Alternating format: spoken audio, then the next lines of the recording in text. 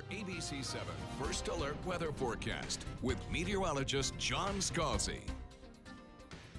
Look at an 80-degree air temperature with a dew point value of 62. So here's the thing. We started off a little bit cooler this morning than we did 24 hours ago, but our rate of heating has increased a little bit because the air is slightly drier. Remember that moist air tends to start off a little bit warmer but doesn't get quite as hot during the day. With dry air, like desert air, gets very cold at night and very warm during the day. You get a really rapid heating, and that's kind of what is going on right here, right now. Same sort of thermodynamics. Wind is out of the east southeast now at about 7, so we're getting that little bit of a southerly component to the wind. We're going to start moistening our atmosphere, but really the real moistening probably won't start till after midnight tonight. That's when we'll start to see the dew point values significantly rise rapidly.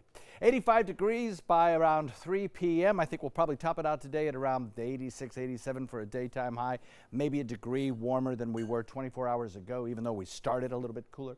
We'll look for temperatures to decline during the evening hours into the 80s and then eventually into the mid to low 70s by the time we get to midnight.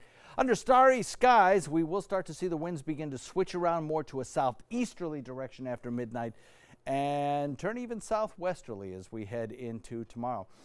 All because of this frontal boundary and the position of a high pressure ridge, which is bringing a rain-free south right now. As we progress into the next 24 hours, that area of high pressure that's providing us and has provided us most of the week with nice, beautiful blue skies will start to slip out into the Atlantic, and as that happens, changes will occur. Right now, everything's very quiet. Expected to be quiet today, expected to be quiet this evening and tonight as well. Don't really see any chance for rainfall tomorrow, any of the outdoor activities and trick-or-treat celebrations. High pressure moves into the Atlantic in the next 24 hours to allow this frontal system back to the west to advance. As that happens, our wind direction starts to twist a little bit more to the southeast and eventually south, and eventually even southwest in advance of this approaching front. Sunny skies today with moderate humidity. Watch the humidity start to rise and spike as early as tomorrow, and that sets the stage in an unstable atmosphere Friday for some showers and maybe even a thunderstorm or two.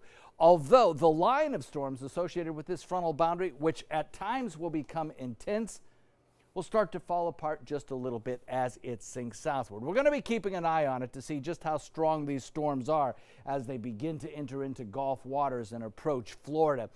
They'll be in the Panhandle by Friday morning and then probably in our neck of the woods by around lunchtime or mid-afternoon on Friday. Again, the severe weather threat exists in the northern part of the state, not so much in the southern part of the state. You can see this little swath right here of just marginally severe weather possibilities. That occurs from Tampa Bay northward. I don't think we're going to see much in the way of severe weather here, but we'll be keeping an eye on it.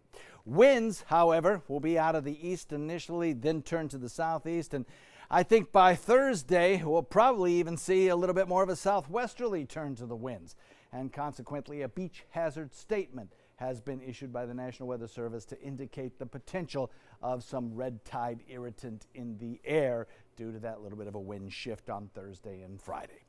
East wind comes at 10 knots, turns to the southeast at about 10 to 15 this evening. Gets a little breezy. That's nice. It'll make it even a little bit more comfortable for trick-or-treaters this evening.